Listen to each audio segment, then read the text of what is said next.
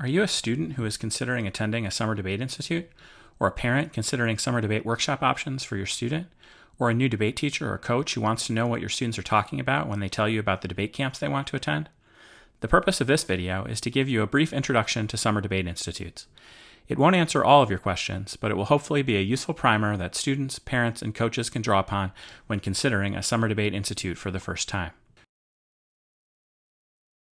2 notes before proceeding. First, summer debate institutes are also commonly referred to as debate workshops and debate camps. Usage of these terms has ebbed and flowed over time, but they all refer to the same type of program.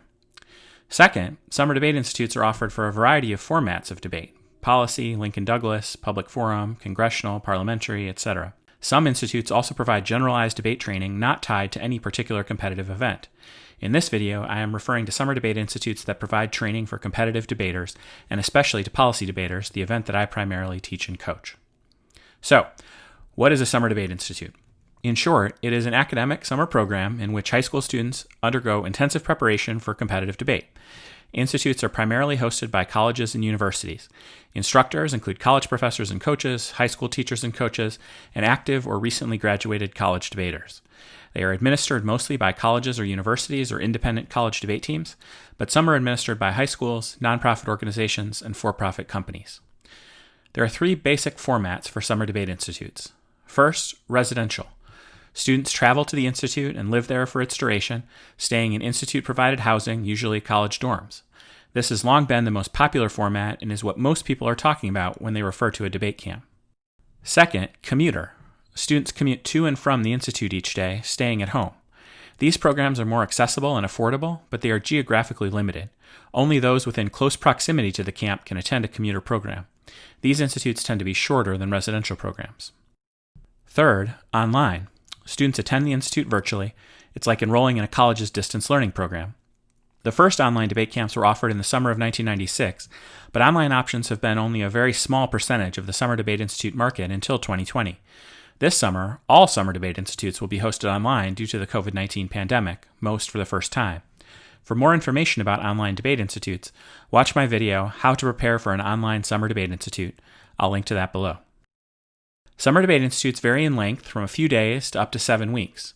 Camp duration is typically described in terms of the number of weeks the program lasts, and this tends to correlate to the program's rigor. In general, 1-week camps are the most accessible but least rigorous. 2- and 3-week camps are a bit more rigorous while still remaining relatively accessible. 4-week camps are significantly more rigorous but much less accessible. And 5-, 6-, and 7-week camps are the most rigorous but least accessible. Why do summer debate institutes exist? Summer debate institutes exist for the same reason that summer programs exist for other activities: to provide students with an opportunity for intensive enrichment during the academic off-season. They cater to 2 audiences. First, students without previous debate involvement who would like to learn how to debate, typically in preparation for their participation in competitive debate in the following school year. Second, students who are active members of their competitive debate teams. These students use summer institutes to improve their debating skills by learning from distinguished high school and college coaches, working with and practicing against a committed peer group, and learning about and researching the next season's topic. Summer debate institutes have existed for a long time.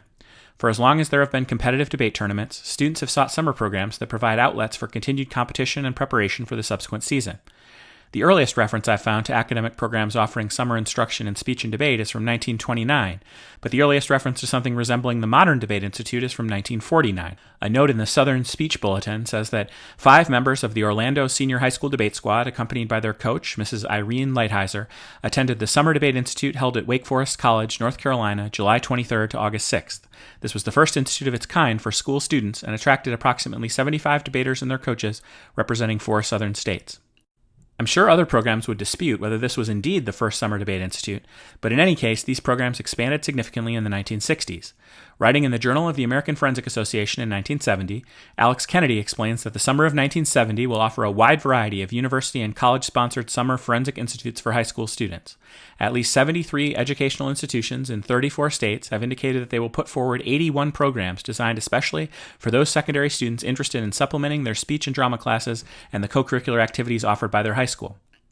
By 1975, the AFA had convened a working group to study the Summer Institute boom and recommend best practices. Its report explained that there is a demand for debate and forensic institutes for high school students.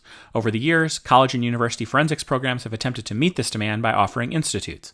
About 50 summer institutes are currently available around the country. These institutes vary in length, cost, and curriculum. Most institutes are administered by college forensics educators, directors of forensics, faculty members, and graduate assistants. In some instances, high school teachers, undergraduate students, and others serve in some staff capacity, including institute faculty status. The general reaction to institutes by the high school students has been favorable. In most cases, high school students who enroll in debate and forensic institutes are highly motivated individuals, and they achieve intellectual and personal satisfaction by their attendance. The popular demand for institutes each year is the primary reason for their existence. Today, there are still dozens of debate institutes hosted each summer, and if anything, attendance at a summer institute has become an even more important factor in student success in competitive debate. While motivated students can still compete at a high level in some debate events without the benefit of a camp experience, those students who are able to take advantage of summer institute opportunities can substantially improve their argumentation skills, understanding of the topic, and enjoyment of the activity. A student that spends part or all of their summer working with experienced teachers and committed peers will find themselves at a sizable advantage when they return to school for the next debate season. What do students do at summer debate institutes? While there are some differences between programs, most summer debate institutes share the same basic design. The curriculum includes large group and small group lectures, group discussions, practice speeches, practice debates, and organized research projects. Most programs also include mandatory fun, non-debate activities that promote healthy socializing and community building. Many conclude with a practice tournament. Most institutes divide students into lab groups of 16 to 32 students based on age, experience, skill, and interest level. Each lab is assigned a dedicated set of instructors who build relationships with the students in their lab and tailor their curriculum to meet their needs. Other institutes offer different programs that serve to similarly divide students into smaller, more aligned groups. While there are some philosophical differences between programs and instructors, the biggest differences in labs and institutes more generally are based on their relative rigorousness. Less rigorous camps have shorter days with more downtime. More rigorous camps have longer days with less downtime. But in general, students' days are scheduled for them, and they tend to have minimal unsupervised time. For example, a typical residential program begins at 9 a.m. and ends at 9 p.m. Students might meet with their lab groups and instructors in the morning for a discussion and activity, break for lunch, have practice debates in front of individual instructors in the afternoon, break for dinner, and meet with research groups and instructors to do original research in the evening, returning to their dorms at 9 p.m. Students follow this kind of schedule every day, typically with a few exceptions, like Sunday mornings off, a weekly evening off, etc. For experienced debaters, the debate part of debate camp is like having debate class and debate practice all day, but without any other school obligations and while working with a group of very committed peers and instructors who love debate as much as they do. They tend to love it. For beginning debaters, the debate part of debate camp might seem intimidating, but programs for beginners tend to have a much slower pace and a shorter day.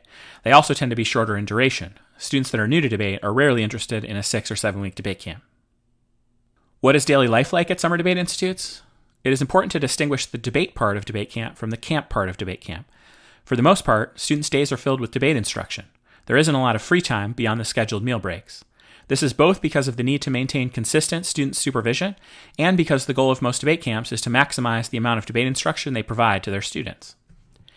Even with debate instruction taking up most of the day, though, students that attend residential programs have to learn how to take care of themselves. They are in charge of their hygiene, laundry, eating, going to sleep and waking up, etc. This can be a big challenge, but also an important opportunity for students to build these skills before going to college. Accommodations can differ between camps, but in general, students live in dorms, typically sharing a room with a roommate and other facilities with the rest of the debaters at the institute. They are usually supervised by adult residential staff members and younger residence assistants who enforce rules about behavior, bedtimes, etc. Students typically eat their meals in the college or university's cafeteria, but some programs allow or require students to eat on their own at restaurants. Because of the intensity of most summer debate institutes, students tend to develop strong friendships with their peers, especially those that are in their lab group. More information about accommodations and the logistics of attending a residential program will be available from that institute's website or by contacting its director. How do I choose the right summer debate institute? This is a difficult question and is mostly beyond the scope of this video.